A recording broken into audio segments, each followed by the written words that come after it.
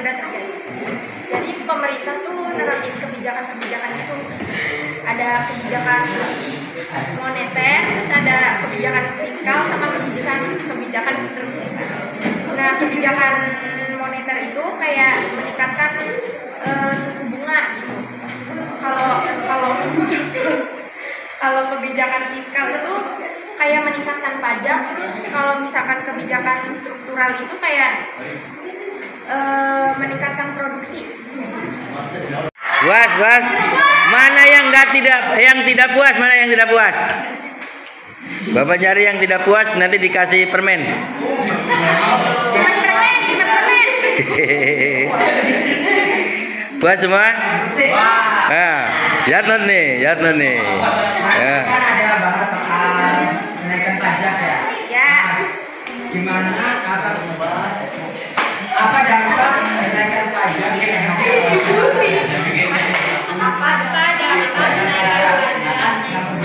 aman nih kawan, ada inflasi malah dinaikin. Nah itu apa pengaruhnya ke masyarakat ini?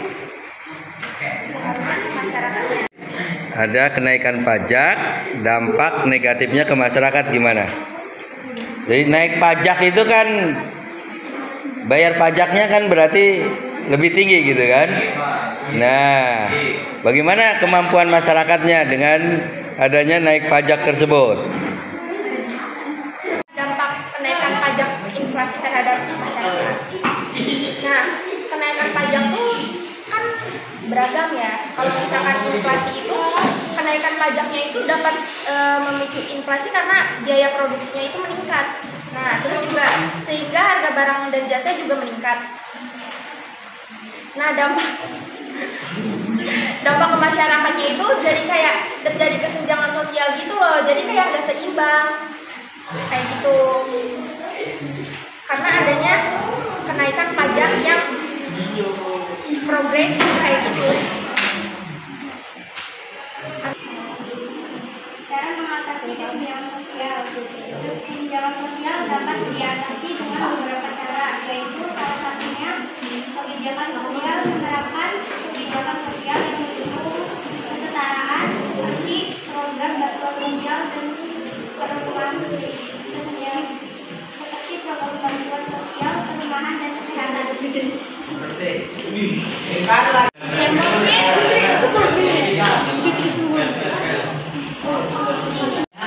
Bisa dengan cara bantuan sosial, sementara kan konsepnya inflasi. Kalau inflasi kan berarti lagi krisis ekonomi. Memang bisa. Sedangkan negara aja lagi krisis. Kalau yang namanya bansos ya tetap aja kan, lagi krisis, ya situasinya lagi krisis. Apa ya? Karena itu kan udah apa namanya itu kayak bagian dari kebijakan dari pemerintah kayak gitu. Terus itu nambah produksi atau enggak? Sedangkan kan lagi krisis ya, terus keuangannya dari mana? Ya karena kan dampak bisa mengurangi dampak negatif dari inflasi. Iya kan itu kan bansos itu kan dari pemerintah.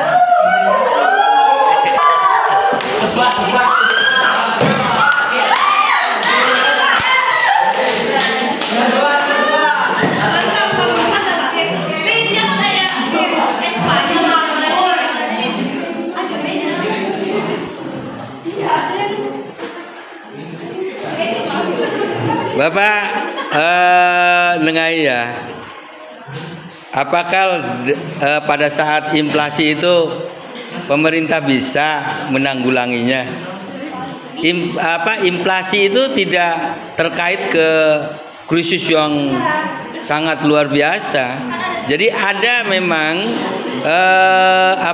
anggaran-anggaran untuk mengatasi inflasi, ya.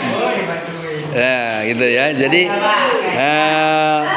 bisa, sangat bisa. Intinya sangat bisa seperti itu ya. Oke, Bapak pikir cukup itu pembahasan Yatno ya. Silakan ke pertanyaan berikut.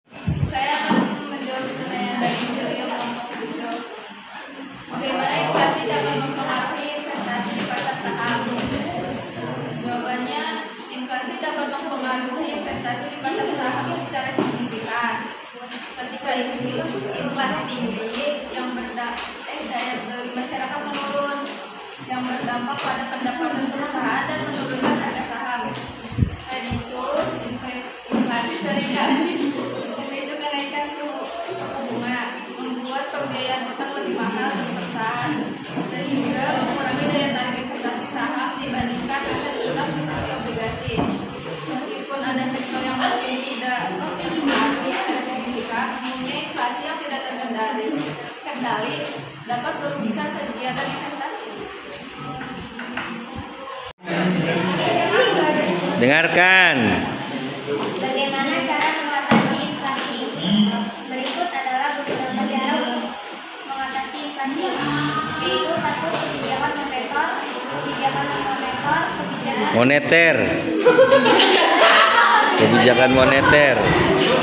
kebijakan fiskal, pengelolaan impor dan ekspor, dan kampanye hemat konsumsi. Di sini saya akan menjawab pertanyaan dari Yatno. Apa Yap. dampak inflasi dalam investasi jangka panjang? Nah, dampaknya kan ada dua, ada negatif sama positif. Nah, dampak negatifnya tuh pengurangan nilai investasi dan meningkatkan resiko. Meningkatkan resiko karena ketidakpastian ekonomi. Dampak positifnya mendorong pertumbuhan ekonomi dan meningkatkan harga aset.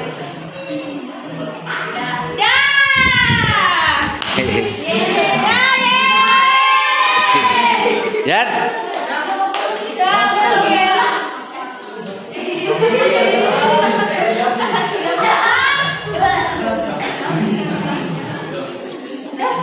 Udah? Ya kalau udah silakan ditutup.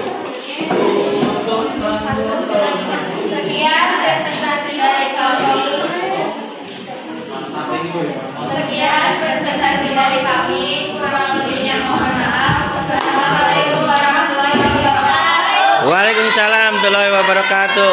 Semangat, semangat. Semangat. Semangat, semangat.